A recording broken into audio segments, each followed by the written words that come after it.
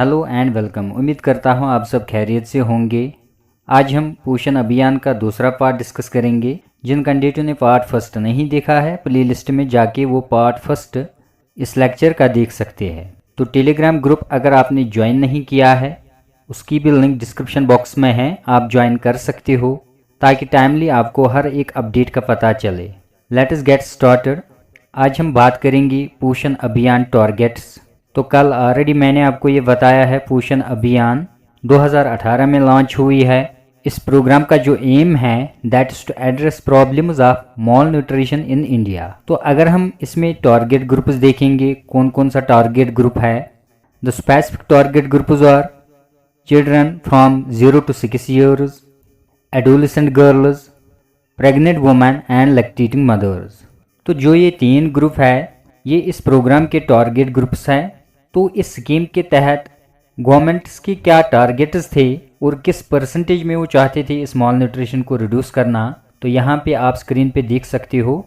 पोषण अभियान प्रोग्राम के जो टारगेट्स है that are reduce stunting in children 0 to 6 years age. तो स्टंटिंग को कम करना बच्चों में जिनकी एज 0 to 6 years होगी। तो ये कितना टारगेट था, 2% पर एनम। दूसरा क्या था, reduce underweight in children 0 to 6 years, ये भी 2% था। यहाँ पे ये सभी कॉलम्स ठीक तरह से याद रखना, एग्जाम में क्वेश्चन पूछा जा सकता है। और एक है reduce anaemia among women and adolescent girls, जिनकी एज 15 to 49 years तक होगी। तो ये कितना परसेंट टारगेट था, 3% per annum. Next one, reduce anaemia among young children 6 to 59 months, ये भी 3% था। And reduce low birth weight 2% per annum. तो इस पोषण अभियान के तहत ये कुछ टारगेट्स है जो एनुअली रिड्यूस करना था इन स्पेसिफिक ग्रुप्स में। तो इस टारगेट को अचीव कब तक करना था, 2022 तक।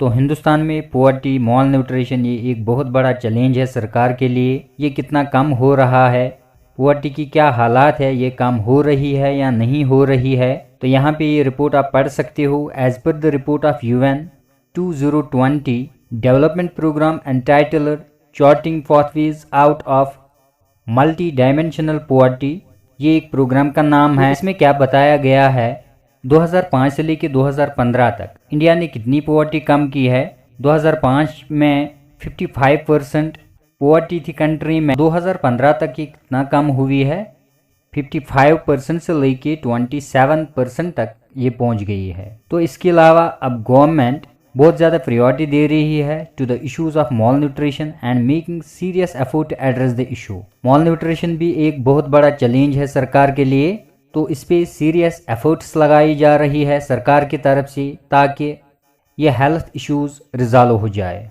तो मॉल न्यूट्रिशन कम करने के लिए सरकार ने बहुत सारे प्रोग्राम्स लॉन्च करे हैं। Time to time new programmes launch होते जा रहे हैं। तो जो ये पोषण अभियान प्रोग्राम है, इसके सपोर्ट में और एक प्रोग्राम को लॉन्च किया गया है जिसको हम कहते हैं mission Poshan 2.0। It's an integrate support programme. ये कब अनाउंस हुआ है, 2021-22 बजट में, and for all states and for all UTs. तो इस प्रोग्राम को क्यों लॉन्च किया गया है, ताकि पोषण अभियान प्रोग्राम को और ज़्यादा मजबूत बना दिया जाए। As per the report of press information bureau 2022, ministry of women and child development, उन्होंने न्यू गाइडलाइंस इशू किए हैं रिगार्डिंग द इम्प्लीमेंटेशन ऑफ सक्षम आंगनवाड़ी एंड पोषण 2.0। मिशन पोषण 2.0 ये कब अप्रूव हुआ, 15th फाइनेंस कमीशन 2021-22 to 2025-26। तो ये क्वेश्चन डेफिनेटली एग्जाम में पूछा जा सकता है, इसको आप नोट करके रख लीजिए।